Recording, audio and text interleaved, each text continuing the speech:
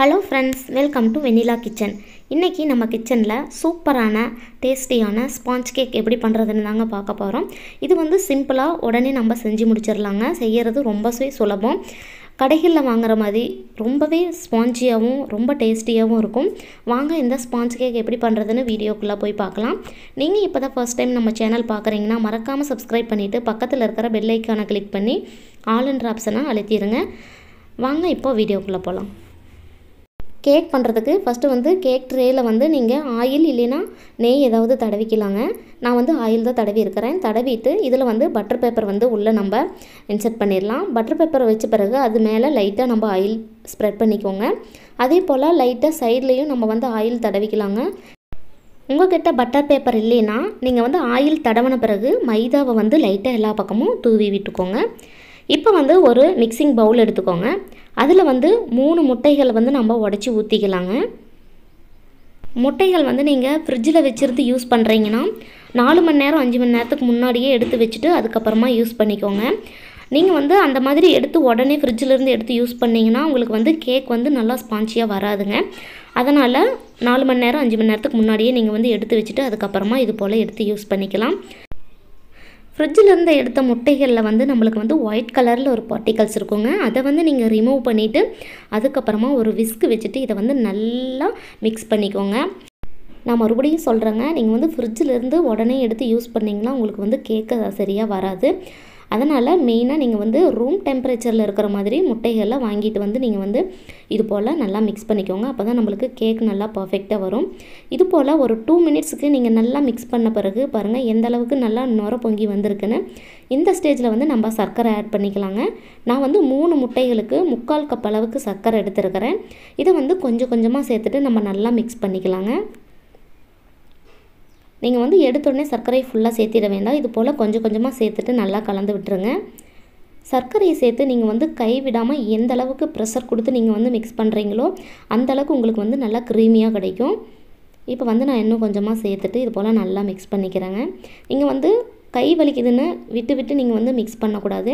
கண்டினியூஸாக நீங்கள் வந்து எந்த அளவுக்கு ப்ரெஷர் கொடுத்து நீங்கள் மிக்ஸ் பண்ணுறீங்களோ அந்த அளவுக்கு நம்மளுக்கு கேக் வந்து நல்லா ஃப்ளஃபியாக சூப்பராக ஸ்பான்ச்சியாக வருங்க.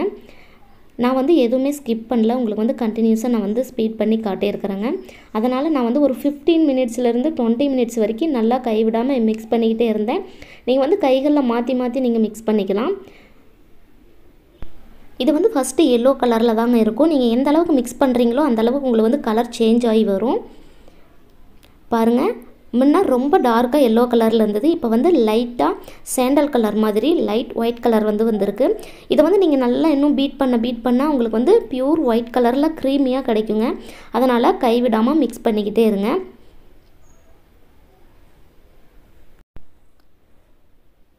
இப்போ பாருங்கள் லைட்டாக உங்களுக்கு வந்து கலர் மாறி இருக்குது. இது வந்து நம்ம இன்னும் கொஞ்சம் லைட்டாக பீட் பண்ண இன்னும் பியூர் ஒயிட் கலரில் நம்மளுக்கு க்ரீம் கிடச்சிருங்க. பிளெண்டர் எதுவும் யூஸ் பண்ணாமல் விஸ்கை பயன்படுத்தி எவ்வளோ சூப்பராக நம்ம வந்து க்ரீம் பீட் பண்ணி எடுத்தாச்சுங்க. இந்த ஸ்டேஜில் வந்து 1 ஸ்பூன் அளவுக்கு வெண்ணிலா எசன்ஸ் சேர்த்துக்கலாம். உங்களுக்கு வந்து முட்டையோட ஸ்மெல் பிடிக்கும்னா நீங்கள் வந்து எசன்ஸ் எதுவும் சேர்க்க வேண்டியது இல்லைங்க. முட்டையோட ஸ்மெல் தெரியாமல் இருக்கிறதுக்கு 1 ஸ்பூன் அளவுக்கு வெண்ணிலா எசன்ஸ் சேர்த்துக்கோங்க. அப்போ தான் நம்மளுக்கு கேக்கோட ஸ்மெல் டேஸ்ட்டெல்லாம் நல்லாயிருக்கும். டோட்டலாக நான் 15லேருந்து 20 மினிட்ஸ் வரைக்கும் நல்லா பீட் பண்ணி எடுத்துருக்கிறேங்க. இதுதான் பர்ஃபெக்டான கன்சிஸ்டன்சி. இதுதான் பர்ஃபெக்டான கன்சிஸ்டன்சி. இந்த ஸ்டேஜில் 3/4 கப் அளவுக்கு மைதா மாவு சேர்த்துடலாங்க. நான் வந்து ஃபஸ்ட்டே மைதா மாவு வந்து நல்லா சலிச்சு எடுத்துகிட்டு வந்திருக்கிறேன். நீங்கள் வந்து சலிச்சுட்டு தான் சேர்க்கணும். அப்போ தான் நம்மளுக்கு கட்டிகள் எதுவும் இருக்காது. மைதா மாவை கொஞ்சம் கொஞ்சமாக சேர்த்துட்டு நம்ம வந்து லைட்டாக மிக்ஸ் பண்ணிக்கணுங்க. நீங்கள் வந்து எடுத்து உடனே நீங்கள் வந்து உடனே சேர்த்துடக்கூடாது. இது போல் கொஞ்சம் கொஞ்சமாக சேர்த்து லைட்டாக தான் நம்ம வந்து மிக்ஸ் பண்ணுங்க.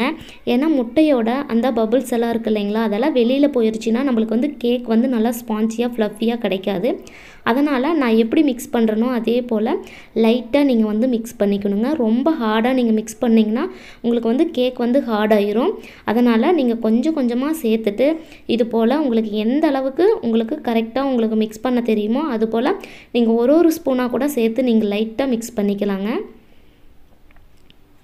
பாருங்கள், மீதியும் நம்ம சேர்த்துட்டு நம்ம வந்து லைட்டாக மிக்ஸ் பண்ணிக்கலாம்.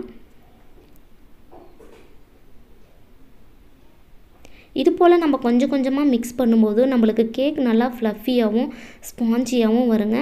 கண்டிப்பாக இதே மெத்தடில் நீங்கள் ஒரே டைரெக்ஷனில் தான் நல்லா மிக்ஸ் பண்ணணும். மீதம் இருக்க மாவையும் சேர்த்துட்டு நான் வந்து லைட்டாக மிக்ஸ் பண்ணிக்கிறேங்க. நம்மளுக்கு மாவு நல்லா க்ரீமியாக ரெடி ஆயிடுச்சுங்க. இதுதான் பர்ஃபெக்டான கன்சிஸ்டன்சி.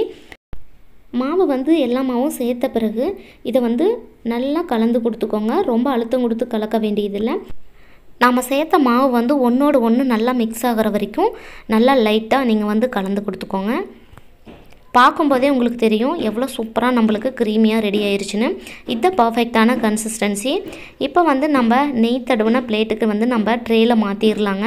உங்கள்கிட்ட வந்து இது போல் கேக் ட்ரே இல்லைன்னா நீங்கள் வந்து ஒரு டிஃபன் பாக்ஸ் இல்லைன்னா ஏதாவது ஒரு பாத்திரத்தில் கூட நீங்கள் வந்து நெய் தடவிட்டு இது போல் சேர்த்துக்கலாங்க.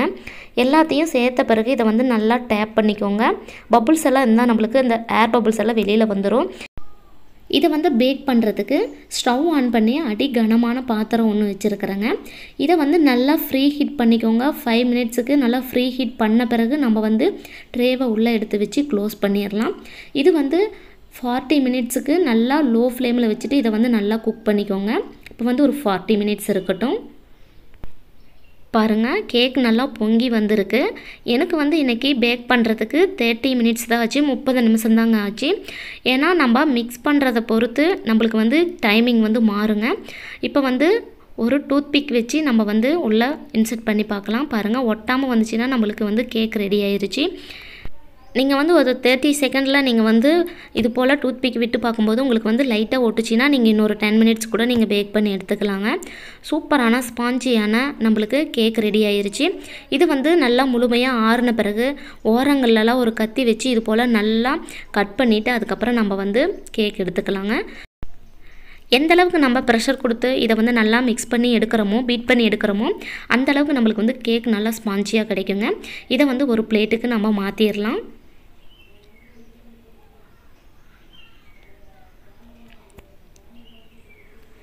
பிளேட்டுக்கு மாற்றின பிறகு நல்லா மேலே நல்லா டேப் பண்ணிவிட்டு நீங்கள் வந்து அந்த பட்டர் ஷீட்டை வந்து நம்ம எடுத்துடலாங்க. பாருங்கள், பார்க்கும்போது உங்களுக்கு தெரியும் எந்த அளவுக்கு சூப்பராக ஸ்பாஞ்சியாக நம்மளுக்கு வந்து கேக் ரெடி ஆயிருச்சுன்னு. கண்டிப்பாக நான் சொன்ன அளவுகளை பயன்படுத்தி நீங்கள் செய்யும்போது உங்களுக்கும் பர்ஃபெக்டான கேக் கிடைக்குங்க. நான் செஞ்ச இந்த கேக் ரெசிபியை கண்டிப்பாக நீங்களும் செஞ்சு பார்த்துட்டு எப்படி இருந்துச்சுன்னு எனக்கு ஃபீட்பேக் கமெண்ட் பாக்ஸில் கமெண்ட் பண்ணுங்கள். பாருங்கள் எவ்வளோ சாஃப்டாக இருக்குன்னு. பார்க்கும்போதே உங்களுக்கு தெரியும் எந்த அளவுக்கு நல்லா சாஃப்டாக வந்திருக்குன்னு. கேக் வந்து நம்ம கட் பண்ணிடலாங்க. உங்களுக்கு வந்து எந்த ஷேப்புக்கு வேணுமோ அதுக்கு தகுந்த மாதிரி நீங்கள் வந்து கட் பண்ணிக்கோங்க.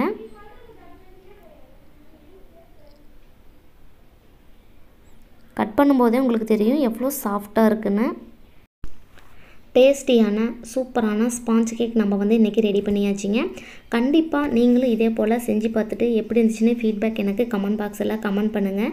நான் செஞ்ச இந்த கேக் ரெசிபி உங்களுக்கு பிடிச்சிருந்தா லைக் பண்ணி ஷேர் பண்ணுங்கள். மறக்காமல் வெண்ணிலா கிச்சனுக்கு சப்ஸ்கிரைப் பண்ணுங்கள். தேங்க்யூ.